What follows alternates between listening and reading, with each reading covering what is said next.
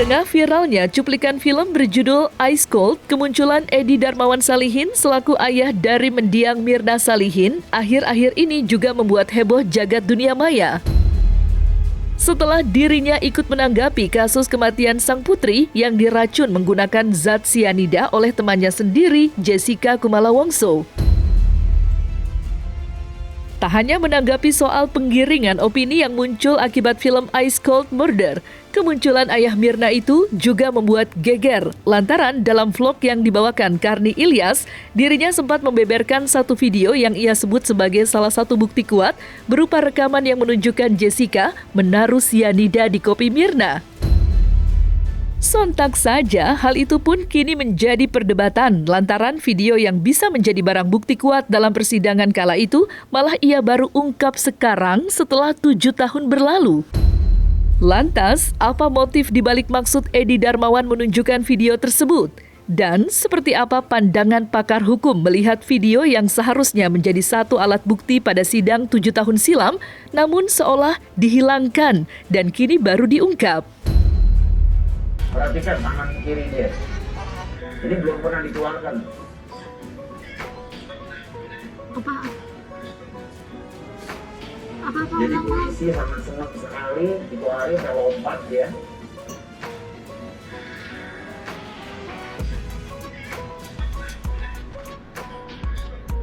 Dalam hal memberikan keterangan saksi di muka persidangan, seseorang yang diminta keterangan sebagai saksi, yang pertama tentunya dia harus disumpah menurut agama dan kepercayaan. Batasan daripada keterangan saksi itu diatur juga di KUH pidana kita, pasal 242. Barang siapa yang memberikan keterangan palsu, baik secara lisan maupun tertulis, di muka persidangan, di atas sumpah, maka ancamannya 7 tahun. Itu dasar hukumnya, itu dulu. Nah kemudian, kalau Anda tadi pertanyakan bahwa ada tadi keterangan saksi yang memang kelewat, katakanlah kelewat seperti tadi itu, saya kira itu adalah konsekuensi logis. Kalau hakim menganggap keterangan saksi yang kemarin dan alat bukti yang kemarin sudah cukup, saya kira itu bisa diabaikan. Karena hakim menganggap sudah cukup untuk menghukum seseorang itu. Jadi kalaupun ada yang kelewat, ya saya kira hakim berarti tidak perlu mencari-cari. Kalaupun ada yang kelewat, ya itu nggak ada masalah. Itu loh. Kecuali dia memberikan keterangan palsu, itu ancamannya 7 tahun. Itu saja dalam hal saksi memberikan keterangan di muka persidangan. Kalau sidang dibuka kembali enggak ya, karena nggak akan ada lagi yang namanya sidang kayak di Pengadilan Negeri Jakarta Pusat yang heboh banget itu, karena memang hanya sekali itu di pengadilan tingkat pertama, ketika ada banding, ketika ada peninjauan kembali, kasasi sampai peninjauan kembali itu hanya meriksa berkas gitu ya, jadi nggak akan ada lagi namanya di sidang ulang dan lain-lain. Nah harapannya kan di peninjauan kembali ini ya, di peninjauan kembali perlu lagi dikonfirmasi ke Bang Oto kira-kira bukti baru apa yang diajukan ke Mahkamah Agung, karena pasti beliau dan tim pengacara yang paling tahu bukti baru yang mereka harapkan bisa mengubah putusan hukum untuk Jessica gitu ya, atau nanti ya itu berarti Hakim Agung lah yang punya itu. Nah tapi kan sekarang itu saya lihat ya warganet kayak menyerbu akun Instagram Presiden Jokowi gitu ya, dan ternyata Bang Oto juga udah menjawab ya di beberapa podcast bahwa sebenarnya dia sudah beberapa kali menawarkan kepada Jessica untuk mengajukan permohonan maaf ke negara pada Presiden, namanya gerasi gitu ya. Terus Jessica tanya apakah apa syaratnya gitu ya, ternyata salah satu syaratnya adalah harus ngaku salah dan minta maaf pada negara gitu ya. Bang Oto kan sempat bilang itu ya, tapi ternyata Jessica-nya kalau memang syaratnya harus mengaku salah dia nggak mau, dia mending ada di dalam aja gitu kata Bang Oto ya.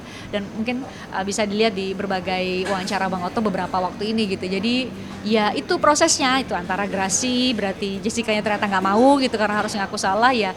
Kalau enggak ya kita nunggu hasil peninjauan kembali yang lagi atau mau diajukan sama Bang Oto ya. Kemarin mereka sudah nyampein bahwa mereka akan melakukan peninjauan kembali. Kita juga mungkin nanti ya dari Bang Oto pingin tahu sebenarnya novum namanya, bukti baru apa sih sebenarnya yang diajukan buat diharapkan bisa meringankan hukuman Jessica. Pasti diumumin kok sama Mahkamah Agung. Kalau yang ditampilkan di dia itu ekspresi yang gini ya, kita perlu paham dulu bahwa Pak Darmawan dari dulu, dari pertama-tama dulu waktu dengan Karni Ilyas di ILC kalau nggak salah waktu itu, dia memang gayanya memang seperti itu, kayak orang belagu, sengah, kayak gitu, ya ceplas-ceplos. Sebetulnya bukan belagu sih, itu ceplas-ceplos aja. Nggak banyak, kalau ngomong tuh nggak pakai saringan lah, kayak gitu. Kenapa? Ya karena saya juga di situ waktu itu bareng Pak Darmawan, duduknya di sebelah saya masih ingat banget. Dan dia memang pede. Kenapa? Karena dia punya data. Ada beberapa data yang saya lihat sendiri di handphone dia karena dimainin di samping saya curi pandang ke dia, dan dia memang lengkap, cukup lengkap. Wajar kalau dia tanda petik jadi agak sombong gitu. Buat saya ketika dia mengucapkan gitu, dia mengucapkannya dengan santai ya. Dia sambil nunduk terus sambil nyari videonya itu, dia ngomong, saya nggak mau dia dihukum mati, saya biar seumur hidup aja penjara, biar dia tersiksa gitu. Itu adalah sekali lagi, dia sudah tidak meledak-ledak ketika zaman dulu ya. Buat saya yang terjadi saat ini adalah kondisi dia sudah lebih tenang, tetapi bahwa dia masih tetap memegang prinsip dia. Karena wajahnya datar, cenderung datar sebetulnya. Wajahnya cenderung datar ketika ngomong kayak gitu, tetapi dia tetap kejar terus, kasih tunjuk bukti-buktinya bahwa dia benar. Jadi buat saya ketika dia tampilkan itu, ya bisa jadi itu harusnya nggak ditampilkan gitu ya sebetulnya. Kenapa? Kan artinya menyembunyikan bukti sebetulnya. Bukti apa ya? Bukti juga udah masuk penjara kan.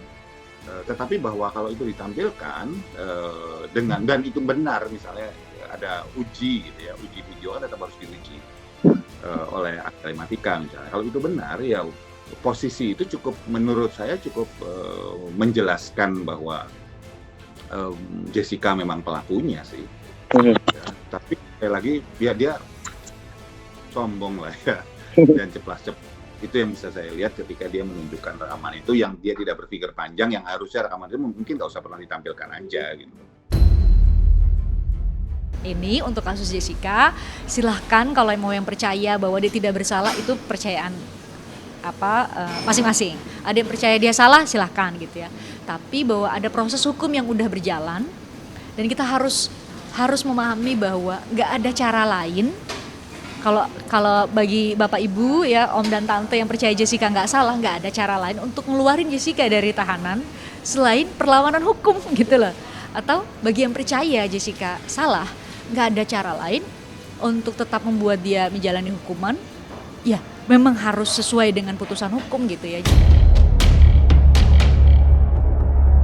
Kembali dikuaknya kasus yang telah terjadi pada tahun 2016 silam seakan membuat masyarakat kini merasa penasaran akan fakta yang sebenarnya terjadi dalam tindak kriminal tersebut.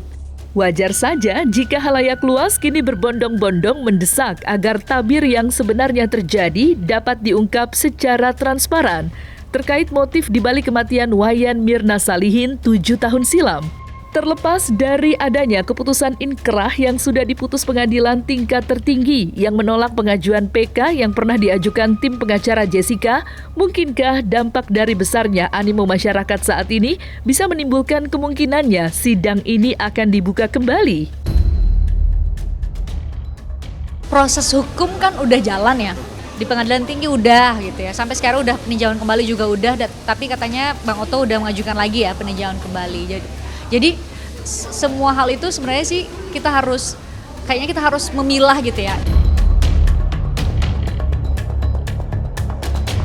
Jessica sudah tidak bisa diselamatkan secara proses hukum acara di pengadilan karena upaya hukum sudah selesai, sudah final.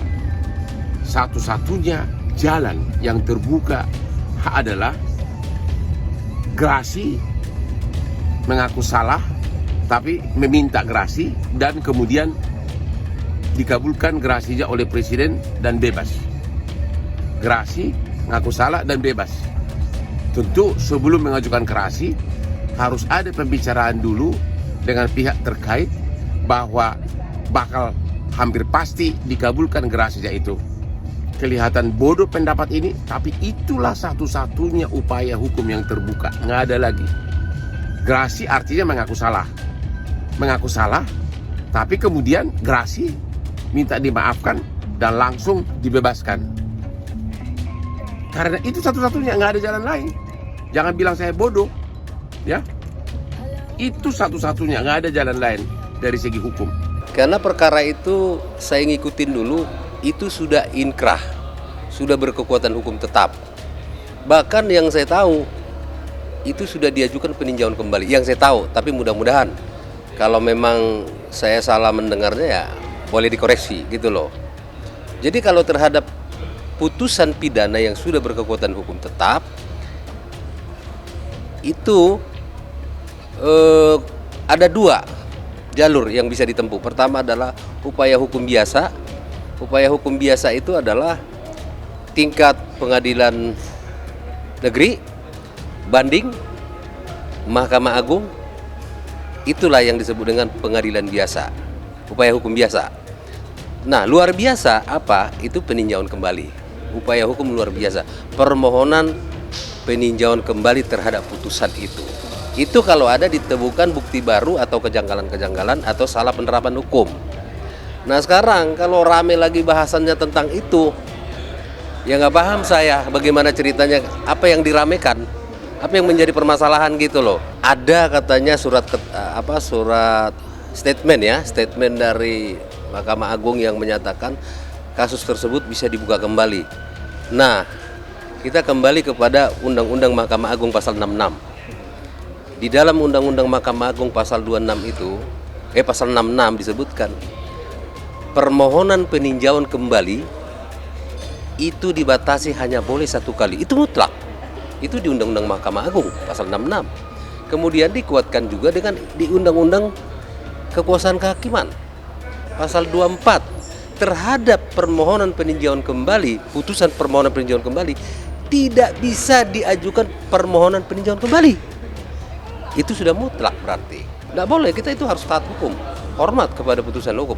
Apapun ceritanya, itu konsekuensi hukum kita. Itu jawabannya.